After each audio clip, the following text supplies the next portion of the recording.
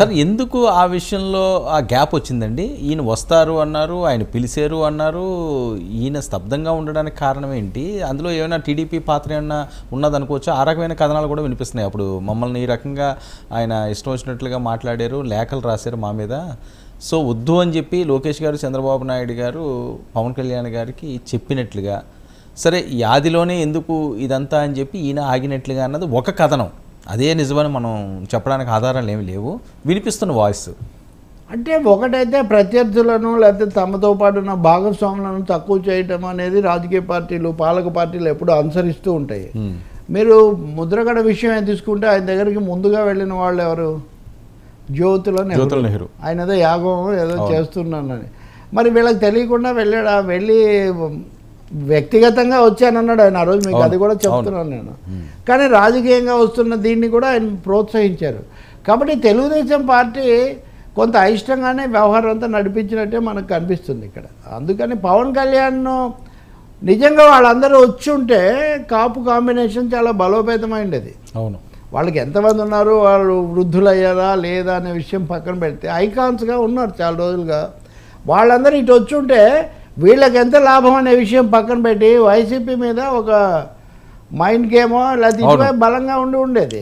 ఇప్పుడు జోగయ్య కొడుకేమో వెళ్ళిపోయి ముద్రగడ పద్మనాభం కూడా వెళ్తాడు. ఇప్పుడు జక్కంపూడి గణేష్ వచ్చి కలిశాడు. పైగా ఇక్కడ తిన్నగా ఉంది కొంచెం, అంటే మిథున్ రెడ్డితో మాట్లాడాడు, లేకపోతే చెప్పేశాడు తేదీ, ఇదంతా కొంచెం జెట్ స్పీడ్ కొంచెం ఇక్కడ ఎక్కువగా ఉంది. కాబట్టి సహజంగా కూడా ముద్రగడ గతంలో ఆయన అరెస్ట్ చేసిన తీరు అవన్నీ ఇప్పుడు ముద్రగడ వెళ్ళడం వల్ల తెలుగుదేశం పార్టీకి కాపు పెద్దలకు ముందు నుంచి ఉన్న వైరుధ్యాలు సహజంగా ఉన్నవి, అప్పుడు తుని ఘటనలు ఇట్లాంటివన్నీ మళ్ళీ అజెండాలోకి వస్తాయి. ఆ సమయంలో వైసీపీ వీళ్ళతో ఉంది. అంటే నేరుగా రిజర్వేషన్లను ఒక విషయంలో ఆయన అది చట్టబద్ధంగా కుదరదు అన్నాడు. అన్న తర్వాత కూడా ఆయన ఓట్లు వేశారు కాబట్టి అది కొత్త సమస్య ఏమీ కాదు. కాబట్టి ఇక్కడ ముద్రగడను చేర్చుకుని తెరవైపు తిప్పుకునే ఒక అవకాశంలో పవన్ కళ్యాణ్ చొరవ తీసుకోకపోవడానికి చంద్రబాబు నాయుడు సలహా కూడా కారణం అయిండొచ్చు. మీరు మోయలేరు, ఇవన్నీ మనం వద్దు, ఇవన్నీ పెట్టుకున్నాక మీరు ఇంకొకటి కూడా గుర్తు చేసుకోండి, చాలామంది చేరాలని వస్తారు, అందరినీ చేర్చుకోకుండా జాగ్రత్తగా ఉండాలని పవన్కు సలహా ఇచ్చానని కూడా చంద్రబాబు నాయుడు చెప్పాడు. తనేమో చేర్చుకుంటూనే ఉన్నారు. నిన్న కూడా గుమ్మనూరు జయరాం వచ్చి చేరుతున్నాడు. చాలామందిని వాళ్ళేమో చేర్చుకుంటూనే ఉన్నారు. జనసేనలో చేరే వాళ్ళేమో ఆ వంశీకృష్ణ దగ్గర లేకపోతే ఆయన ఎవరు బాలచౌరి దగ్గర ఆగిపోయారు. వై ఆగిపోయడానికి రెండు కారణాలు. ఒకటి, ఇంకా వీళ్ళకి ఇంతకంటే ఎక్కువగా వచ్చేటట్టుగా లేవు, చేరినా మనకు టికెట్లు రావు అనే ఒకటి. రెండవది, ఇటువైపు నుంచి నిరుత్సాహపరుస్తూ ఉంటాం, మీరు అందరినీ చేర్చుకుంటే చిక్కుల్లో పడతాం, కొంత చూసుకోమని.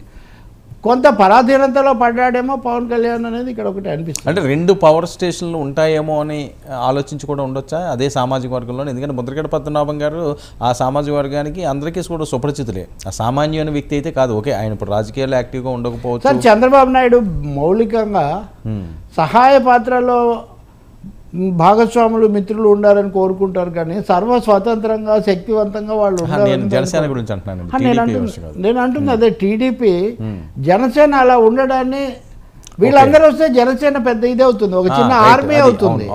అంటే Pawan fan following, social following కలిసి ఒక చిన్న ఇది తయారవుతుంది. అది ప్రజారాజ్యం కాలంలో అయినట్టే మళ్ళీ ఇంకొక ప్రజారాజ్యం ఫినామినా చంద్రబాబు ఇష్టపడ్డండి. పవన్ కళ్యాణ్ ఉండకూడదు, వేరేది ఉండకూడదు, ఉన్నదేదో తమతో ఉండాలి, తమ పొత్తులో తమ మీద తమ భాగస్వామ్యంతో ఉండాలని తప్ప.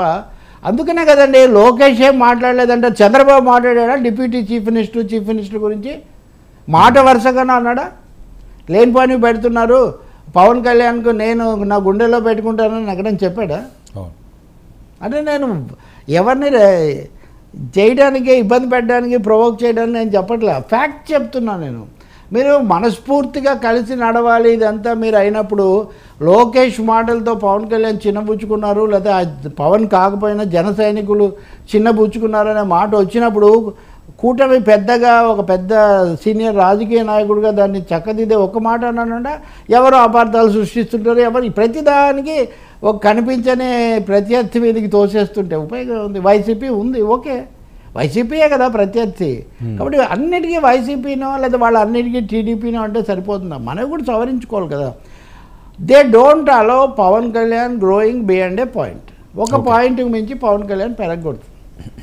రైట్. బీజేపీకి పెద్ద సమస్య లేదు.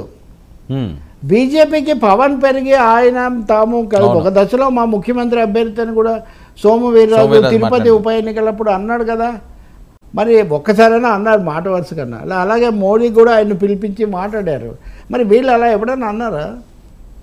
సార్ సోము వీర్రాజు ఏంటి ఎక్కడ కనిపించట్లేదు? ఓకే, ఈ సందర్భంలో ఆయన పేరు వచ్చింది, అంత ఫైర్గా ఉండేవారు, అడావుడి చేసేవారు, అసలు ఎక్కడున్నారో కూడా అడ్రస్ తెలియట్లేదు. నీళ్లు పోస్తుంటే అందరి మీద ఫైరా లేకపోతే ఫ్లవరా అని ఆ పుష్ప డైలాగులు లాగా వీళ్ళంతా ఫైర్ ఉన్న వాళ్ళే, కానీ వాళ్ళందరినీ ఫ్లవర్లుగా మార్చి పెడుతున్నటువంటి పరిస్థితి. ఫ్లవర్ కమలము. ఇదంతా మోదీ గారి మహత్యము. పురంధేశ్వరి గారి మీద ఎన్ని ఎక్స్పెక్టేషన్స్ ఉండేవి. ఉదాహరణకు చిన్నమ్మ ఇలా వచ్చారు అలా వచ్చారు ఇవన్నీ అని. అసలు ఆమె ఏమన్నా మాట్లాడారా ఈ నెల రోజుల్లో? ఇంత జరుగుతుంటే బీజేపీ గురించి ఆమె ఒక ఉత్సవ విగ్రహంగా మార్చేసి అవి ఎప్పుడూ ఒకటే మాట్లాడడం మా పార్టీ గొప్పది అధిష్టానం నిర్ణయిస్తుంది. కాంగ్రెస్ కంటే ఏం మెరుగండి ఉదాహరణ.